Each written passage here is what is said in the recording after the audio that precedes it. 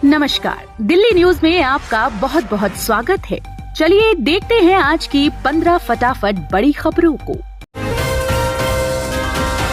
BJP का आरोप, one time settlement के नाम पर दिल्ली जल बोर्ड में घोटाले की तैयारी। दिल्ली में पानी के बिल माफी को लेकर राजधानी की राजनीति में घमासान मचा हुआ है। दिल्ली सरकार का कहना है कि लोकसभा चुनाव में 7 सांसद जीतने के बाद सरकार दिल्ली वालों के पानी के बिल जीरो कर देगी। वहीं भाजपा के राष्ट्रीय प्रवक्ता शहजाद पूनावाला ने दिल्ली के मुख्यमंत्री अरविंद केजरीवाल पर दिल्ली जल बोर्ड में वन टाइम सेटलमेंट के नाम पर वन टाइम सुपर स्कैम करने की तैयारी करने का आरोप लगाया है। बीजेपी प्रवक्ता ने कहा कि अगर लोगों के पास गलत और फर्जी बिल गया है तो फिर इसके लिए जिम्मेदार कौन है। दिल्ली पुलिस के भ्रष्ट अफसरों पर गिर रही सीबीआई की गाज, 1.5 महीने में 7वां अफसर गिरफ्तार। दिल्ली पुलिस में बढ़ते भ्रष्टाचार पर लगाम लगाने के लिए केंद्रीय जांच ब्यूरो ने एक और पुलिसकर्मी को रिश्वत के आरोप में गिरफ्तार किया है। यह 1.5 महीने में 7वीं गिरफ्तारी है। जांच एजेंसी ने पूर्वी दिल्ली के नंद नगरी थाने में तैनात हेड कांस्टेबल पंकज को गिरफ्तार किया। हवलदार पर आरोप है कि कथित तौर पर वह इलाके में बन रहे मकानों से जुड़े एक गिरोह को चला रहा था। पिछले महीने सीबीआई ने पूर्वी दिल्ली के सोनिया विहार थाने में तैनात 2 पुलिसकर्मियों को इसी तरह के निर्माण के लिए रिश्वत मामले में गिरफ्तार किया था। सरकार ने किसानों को दिया बड़ा तोहफा, खेती के लिए मिलेंगे 3 लाख रुपए। देश की सरकार ने किसानों के लिए किसान क्रेडिट कार्ड योजना यानी केसीसी शुरू की है। इस योजना में किसानों को किसान क्रेडिट कार्ड दिया जाएगा। NBAARD द्वारा केसीसी योजना शुरू की गई है। अगर आप किसान हैं और आपने किसान क्रेडिट कार्ड बनवाया है तो आपको सरकार से 3 लाख रुपए तक का फायदा मिल सकता है। अगर किसानों को कृषि कार्य के लिए पैसों की जरूरत होगी तो केंद्र सरकार उन्हें कर्ज उपलब्ध कराएगी। किसान क्रेडिट कार्ड योजना के तहत किसानों को सबसे कम ब्याज दरों पर ऋण दिया जाएगा। आप सांसद संजय सिंह की जमानत याचिका पर सुप्रीम कोर्ट ने ईडी को भेजा नोटिस। सुप्रीम कोर्ट ने दिल्ली शराब घोटाले के मनी लॉन्ड्रिंग मामले में जेल में बंद आम आदमी पार्टी के राज्यसभा सांसद संजय सिंह की जमानत याचिका पर प्रवर्तन निदेशालय को नोटिस भेजकर जवाब मांगा है। न्यायमूर्ति संजीव खन्ना और न्यायमूर्ति दीपांकर दत्ता की पीठ ने उस याचिका पर जांच एजेंसी को नोटिस जारी किया जिसमें संजय सिंह ने दिल्ली उच्च न्यायालय के आदेश को चुनौती दी है। ज्ञानवापी केस में मुलायम सिंह यादव सरकार के फैसले को इलाहाबाद हाई कोर्ट ने गलत बताया। ज्ञानवापी मामले में इलाहाबाद हाई कोर्ट ने हिंदू पक्ष को बड़ी राहत दी है। व्यास तहखाने में पूजा जारी रहेगी। सोमवार को कोर्ट ने मस्जिद समिति की तरफ से दाखिल याचिका को खारिज कर दिया। साथ ही कोर्ट ने यह भी कहा है कि 31 साल पहले उत्तर प्रदेश सरकार की तरफ से पूजा पर रोक लगाना गलत कदम था। खास बात यह है कि उस दौरान राज्य में तत्कालीन मुख्यमंत्री मुलायम सिंह यादव की अगुवाई वाली समाजवादी पार्टी की सरकार थी। लाइव लॉ के अनुसार जस्टिस रोहित रंजन अग्रवाल की बेंच ने कहा, साल 1993 से व्यास परिवार को धार्मिक पूजा और अनुष्ठान से रोकने का राज्य सरकार का कदम गलत था। सऊदी अरब में अब मस्जिदों के अंदर नहीं होगा इफ्तार, प्रिंस सलमान ने लगाया प्रतिबंध। सऊदी अरब ने मस्जिदों के अंदर इफ्तार परोसने पर प्रतिबंध लगा दिया है।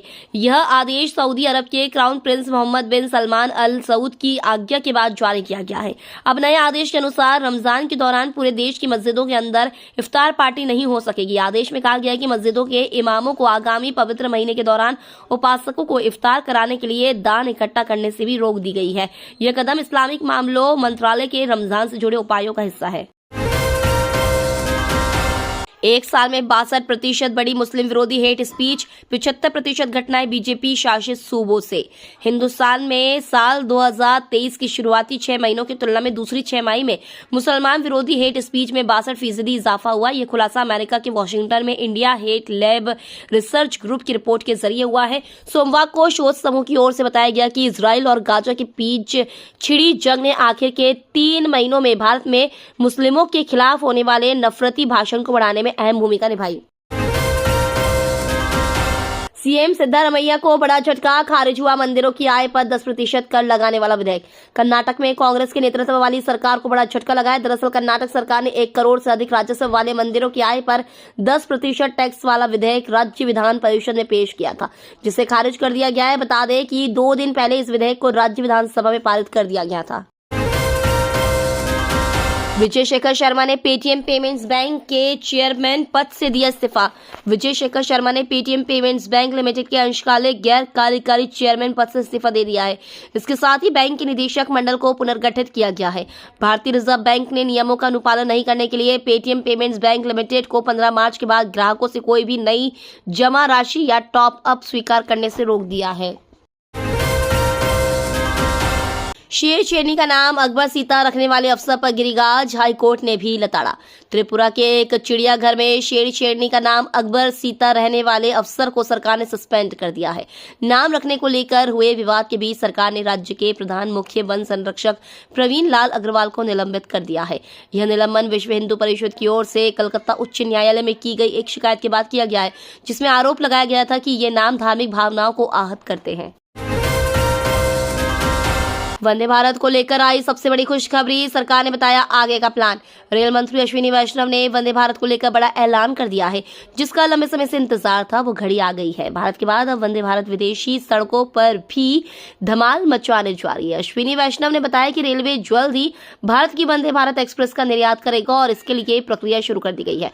कई देशों ने रुचि भी दिखाई है। उन्होंने बताया कि रेल मंत्रालय 2025-26 तक वंदे भारत ट्रेन का निर्यात शुरू करने के लिए एक रोड मैप तैयार कर रहा है। भारत ने रोका पाक जा रहा रावी का जल, पहली बार खींच दी पानी पर लकीर। पंजाब की 5 बड़ी नदियों में से एक रावी का जल अब पूरी तरह से भारत में ही इस्तेमाल हो सकेगा।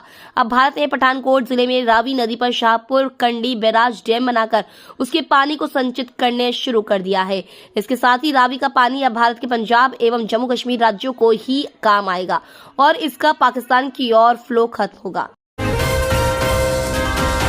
चौथे टेस्ट में जीत के साथ भारत के अंक प्रतिशत में सुधार। भारत ने इंग्लैंड के खिलाफ 5 टेस्ट मैचों की सीरीज का चौथा मुकाबला भी जीत लिया है। इस जीत के साथ टीम इंडिया ने सीरीज में 3-1 की अजय बढ़त भी हासिल कर ली है। मेजबान ने मेहमान टीम को रांची के कड़े मुकाबले में 5 विकेट से हराया। 192 रन के लक्ष्य का पीछा करते हुए भारत ने शुभमन गिल और ध्रुव जुरेल की शानदार बल्लेबाजी की बदौलत जीत हासिल की। इसका फायदा टीम इंडिया को विश्व टेस्ट चैंपियनशिप की अंक तालिका में हुआ है। भारतीय टीम के अंक प्रतिशत में बढ़ोतरी हुई है। एमएसपी तक ठीक, लेकिन डब्ल्यूटीओ से भारत के बाहर निकलने की मांग राजनीतिक। संयुक्त किसान मोर्चा की अगुवाई में सोमवार को किसानों ने ट्रैक्टर रैली निकाली। किसानों ने अपने ट्रैक्टर पंजाब और हरियाणा में हाईवे पर खड़े कर दिए। किसानों ने सोमवार को जो ट्रैक्टर मार्च निकाला वो विश्व व्यापार संगठन यानी डब्ल्यूटीओ के खिलाफ निकाला है। किसान चाहते हैं कि भारत डब्ल्यूटीओ से बाहर निकल आए। इस दौरान शंभू बॉर्डर पर प्रदर्शनकारी किसानों ने डब्ल्यूटीओ का पुतला भी फूका। किसानों का ये प्रदर्शन ऐसे वक्त हो रहा है जब 26 से 29 फरवरी तक अबू धाबी में डब्ल्यूटीओ की एक अहम कॉन्फ्रेंस हो रही है। किसान नेता सरवन सिंह पंढेर का कहना है कि कृषि को डब्ल्यूटीओ से बाहर निकालना चाहिए।